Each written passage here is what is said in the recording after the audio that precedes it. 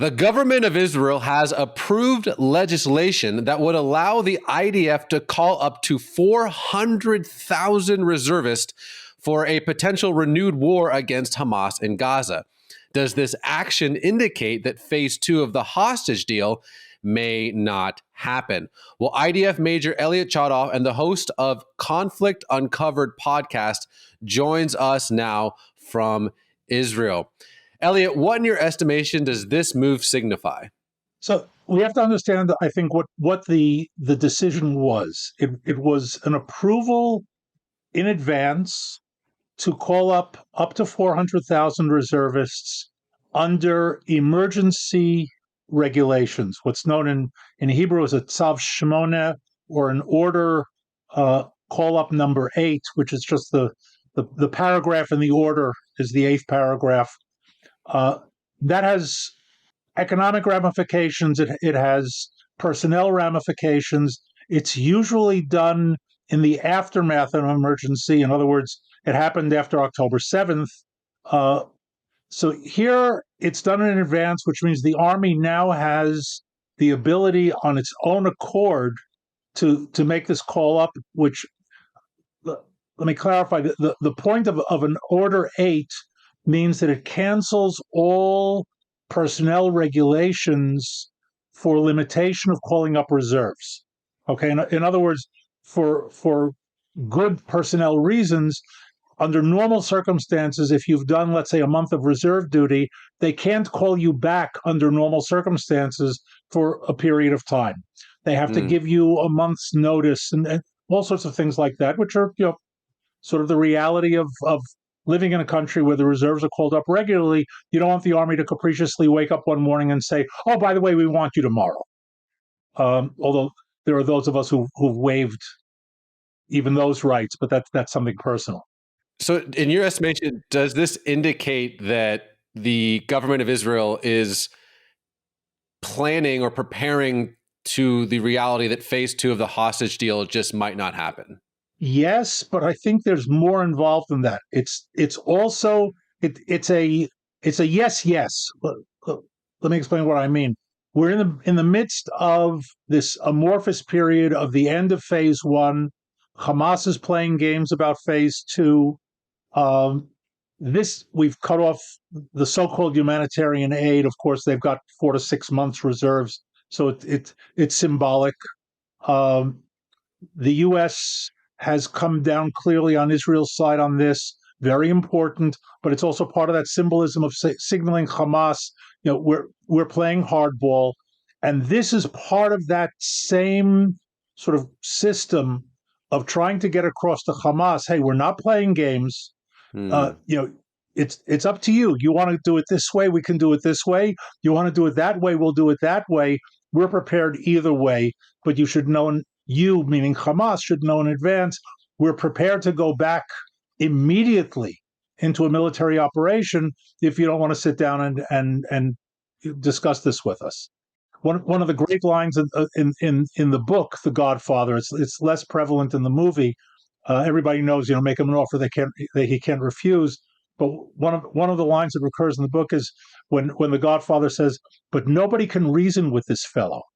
And okay, in other words, there's a point where Israel may, hopefully not, but may reach the point where we say, okay, we can't reason with these people anymore. Now it's time to send 5 divisions into Gaza. So I think that's the question. What would, for lack of better words, a re-invasion of Gaza accomplish that wasn't something that could be accomplished the first go around? Okay, so first of all, we halted at certain points because of the hostages. Clearly, since the ceasefire, we've gotten a bunch of hostages out. Good number of them, of the number that we got out, were alive, plus bodies, of course, including the Vivas family, mother and 2 children who were murdered. But they're still holding, by our estimates, somewhere between 20 and 24 live hostages. And that's an inhibiting factor for us. It always has been. Where the areas where we estimate they are, and we haven't always estimated correctly. In other words, there were times when we got too close and they killed hostages thinking that we were almost there. We didn't know that the hostages were where they were. But assuming that we're reasonably good at the estimation, there are areas that we're not going into in heavy force in order not to endanger the hostages, whether by our fire or by being murdered by them. At the point that Israel comes to the conclusion, and I can't give you that line because it's a soft line, but where Israel comes to the conclusion, we've gone as far as we can go with these people, they're not letting them out. And it's my personal belief that they're not going to let out the last ones, no matter what that number is. The remaining hostages have much higher value to Hamas than the earlier ones did. In other words, it's simple economics, and I hate to use that kind of terminology, but as the supply declines, the value of them goes up. And the last few become very, very valuable to them because they know that the last ones that they release, they're no longer holding any cards. So there's a point that may be reached. I don't want to predict that it will be, but it may be reached where we understand, okay, that's it. They're not giving any more of them out except under exorbitant prices that we're not willing to pay. And at that point, we say, okay, now we have to go in and not disregard the hostages, but it's a very small number. Let's do the best we can not to harm them or have them harm them. But now there are much wider areas that we haven't gone into, particularly in Khan Yunis and Rafiah, that need to be cleared out. In addition to that, let's keep in mind that since we pulled out with this ceasefire, they've moved back into areas that we cleared out in the past. Gaza City, Jabalia, Bet Hanun, Bet Lahia, what's known as the northern Gaza Strip, that we need to go back in and clean up again. So that's what it would look like. And I think that this time around, for a whole bunch of reasons, we're looking at a much broader sort of full court press than what we saw in the first time around starting in October, November 23. Okay, that's very clarifying, Elliot. I want to touch on something that you just mentioned, which is the playing hardball of there's no way to put it. The optics don't look good when you read a headline that says Israel cuts off humanitarian aid to Gaza. Right. There's no two ways to slice it. That does not look like good PR. So can you help us understand what's happening there? Sure. First of all, war is bad PR. It doesn't look good because it isn't good. And threatening, in this case, humanitarian aid, let's be clear. First of all, the humanitarian aid, so-called, has gone way beyond the basic needs of a population. Tens of thousands of truckloads have gone in. Hamas, which we know, and we know now with certainty because it's been publicized, which was on the ropes supply-wise in the spring of last year. In other words, their members were already complaining that they were starving. The humanitarian aid that went in, first and foremost, was taken by Hamas to feed their people, to supply their people, and to fill up their warehouses, which we estimate are full to the point of 4 to 6 months worth of supply. The civilian population, and may I remind you that in December of 2023, the UN and the world were screaming that the crisis in Gaza was going to lead to mass starvation within 2 weeks. That was 14 months ago, 15 months ago, and there's no mass starvation. So this has been a very long 2 weeks. So there's a labeling here of humanitarian aid that makes it sound like if the trucks don't go in, people are going to start dying of starvation tomorrow. And that's simply not true. There's a very large amount of material, food and otherwise, that's been stockpiled by Hamas and also by the population and by whatever NGOs are working there.